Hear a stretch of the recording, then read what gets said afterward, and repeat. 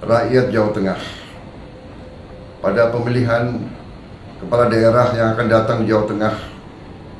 Saya mohon dengan sangat, berilah suaramu kepada Jenderal Ahmad Lutfi dan Gus Taj Yassin.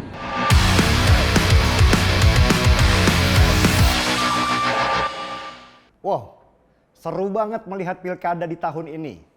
Kita akan jadi saksi sejarah menonton perang besar antara Megawati Soekarno Putri dengan mantan anak didiknya yang berkhianat, yaitu Joko Widodo, mantan presiden yang tetap ingin menancapkan kukunya di peta politik nasional.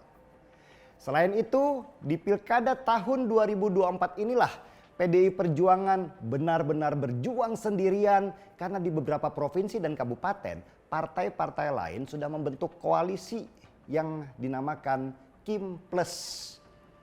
PDI Perjuangan, partai yang memang terlahir menjadi partai oposisi dan besar di tengah tekanan Orde Baru, kali ini kembali harus berjuang dengan kekuatan maksimal kalau mereka tidak ingin hancur lebur di gilas kekuatan mayoritas di Kim Plus. Ditambah dukungan penguasa yang ingin menguasai peta nasional.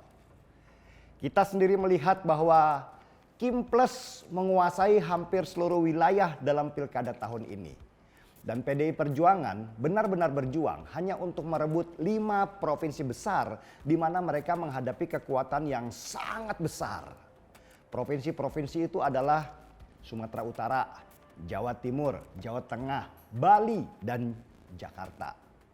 Tetapi mendekati pemilihan di tanggal 27 November nanti, PDI Perjuangan tampaknya harus fokus di 3 provinsi di mana PDI Perjuangan harus menang. Kalau tidak, militansi kader dan para pendukung akan diuji keras, yaitu Bali, Jawa Tengah, dan Jakarta. Sedangkan di Sumatera Utara dan Jawa Timur tampaknya pihak Kim Plus ini begitu kuat. Jawa Barat apalagi lah, sudah sejak awal dilepas sepertinya oleh PDI Perjuangan. Jawa Tengah mendadak jadi pusat medan pertempuran baru sesudah Presiden Republik Indonesia Prabowo Subianto mendadak muncul di tengah pertarungan dengan mengendorse Ahmad Lutfi dan Yassin. Lutfi dan Yassin awalnya berkunjung ke Solo ketemu dengan Jokowi dan di sana sudah ada Prabowo yang juga sedang berkunjung. Entah gimana ceritanya, hasil dari kunjungan itu tiba-tiba viral lah video Prabowo mengendorse pasangan Ahmad Lutfi yang dijagokan oleh Jokowi. Dan ributlah banyak orang mempertanyakan, kenapa Prabowo sebagai presiden kok bisa merendahkan dirinya dengan mengendorse pasangan di Pilgub? Belum pernah loh, ada sejarahnya seorang presiden kampanye langsung terhadap pasangan di pilkada. Apalagi terang-terangan seperti yang dilakukan oleh Pak Prabowo. Tapi situasi di mana Ahmad Lutfi dan Yassin meminta backingan pusat ini juga menandakan mereka ini sedang panik dan tidak percaya diri bertanding sendiri. Survei mereka itu turun terus. Sedangkan lawan mereka yang dari PDI Perjuangan yaitu Andika Perkasa, mantan Panglima TNI, dan Hendrar Prihadi, mantan Wali Kota Semarang. Hasil surveinya terus naik dan malah sekarang unggul dari lawannya. Meski itu masih tipis banget. Dan karena takut kalah itulah pasangan Ahmad Lutfi akhirnya minta backup dari Jokowi yang kemudian memanfaatkan kedatangan Prabowo ke Solo untuk kampanye buat mereka berdua. Tapi apakah dukungan Jokowi dan endorsan dari presiden membuat survei Andika Perkasa itu turun drastis? Oh, di sini yang asik. Ternyata tidak. Justru itu menjadi blunder buat pasangan Ahmad Lutfi. Laporan dari Jawa Tengah, justru pemilih semakin militan mendukung Andika Perkasa karena buat mereka itu seperti perang Baratayuda melawan penguasa yang zolim. Apalagi Bu Mega turun langsung ke Jawa Tengah dan mengancam kalau Jawa Tengah kalah dalam pilkada maka beberapa petinggi elit di PDI Perjuangan terancam dicopot dari posisi dan jabatan mereka. Dan ancaman ini benar-benar berpengaruh. Sehingga elit-elit PDI Perjuangan di Jawa Tengah sekarang turun ke lapangan untuk memastikan Andika Perkasa menang. Karena harus diakui, Jawa Tengah itu dikenal dengan julukan kandang banteng. Masa banteng harus kalah di kandangnya sendiri? Ini masalah harga diri, ini masalah gengsi buat mereka. sehingga gerakan harus lebih militan. Kalau enggak, PDI Perjuangan akan sulit berkembang lagi di 5 tahun ke depan. Bahkan saking ketatnya pilkada di Jawa Tengah, di sana ada istilah TNI versus polisi atau Rembo melawan Sambo, yang menandakan pertarungan di Jawa Tengah itu seperti perang dua instansi besar di negeri ini. Jakarta itu juga gak kurang serunya. Pramono Anung yang ketika awal terjun di pilkada hasil surveinya cuma 0,01% lah. Bahkan Mas Pram itu ditertawakan oleh Jokowi ketika dia pamit untuk bertanding di Jakarta. Mendadak sekarang menyalip Ridwan Kamil yang hasil surveinya sudah unggul sejak awal. Bahkan banyak yang meramalkan kalau Pramono Anung dan Rano Karno itu berpotensi menang 1 putaran. Menarik banget melihat Jateng dan Jakarta di pilkada tahun ini. Lagian Ridwan Kamil itu juga blunder mulu sih. Programnya banyak yang feminin, kayak lelaki gym yang sering pakai lip balm. Mulai dari mobil curhat sampai alat gym yang akan ditaruh di halte Trans, membuat orang Jakarta yang sebenarnya lebih rasional jadi nggak sudi Jakarta dipimpin oleh Ridwan Kamil. Apalagi wakilnya Suswono yang dari PKS itu tiba-tiba blunder dengan ucapannya bahwa Nabi Muhammad itu mudanya pengangguran dan menikahi janda kaya.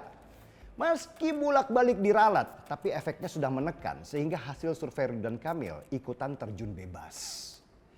Tapi terjun bebasnya survei Ridwan Kamil membawa dampak tekanan pada Pramono Anung. Mereka yang dulu tertawa melihat Pramono yang hasil survei awalnya cuma 0,01%.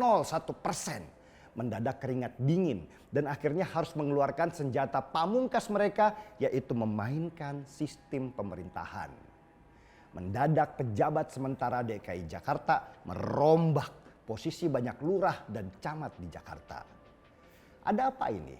Sedangkan sudah jelas bahwa menurut pasal 71 ayat 2 Undang-Undang nomor 10 tahun 2016 bahwa dilarang ada pergantian kepala daerah terhitung 6 bulan sebelum pencoblosan. Lalu kenapa ada pergantian massa lurah dan camat di Jakarta? Bawaslu ini harus bertindaklah yang tegas kalau ada pelanggaran di sana. Karena kepala daerah yang melanggar undang-undang itu bisa dipenjara. Jangan diam saja kalau melihat pelanggaran sehingga nantinya jadi terbiasa untuk melanggar. Jokowi juga dikabarkan akan kampanye secara langsung di Jakarta untuk menaikkan elektabilitas Ridwan Kamil. Situasi di Jakarta dan Jateng ini mirip sekali dengan apa yang dilakukan oleh Jokowi ketika masih menjadi presiden dengan memotong jalur elektabilitas Ganjar Pranowo ketika Pilpres kemarin di Jawa Tengah. Dalam artian di Jakarta juga Pramono Anung akan kembali diganjarkan dengan turun langsungnya Jokowi ke Jakarta. Ngeri memang mantan presiden yang tadinya bilang dia akan istirahat saja di Solo. Ternyata gerah juga dan turun langsung untuk memenangkan jagoannya. Jadi pertanyaannya, untuk apa sih Jokowi turun langsung memenangkan pasangan jagoannya?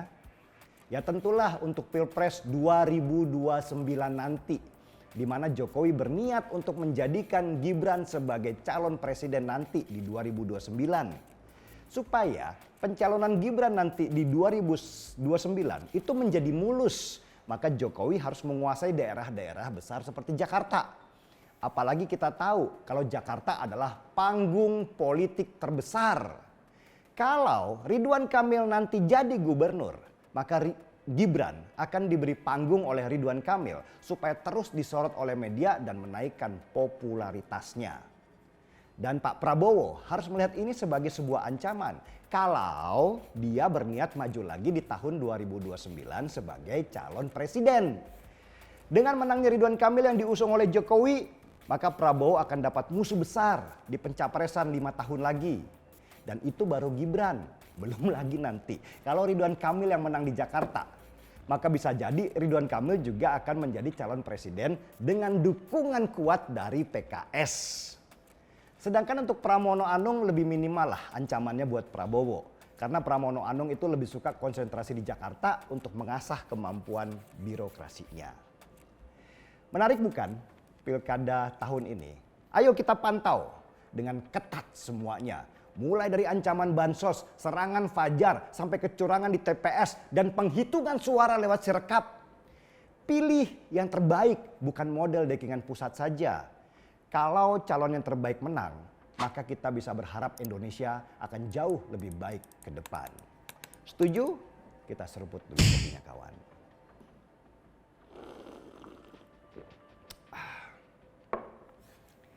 Gaspol.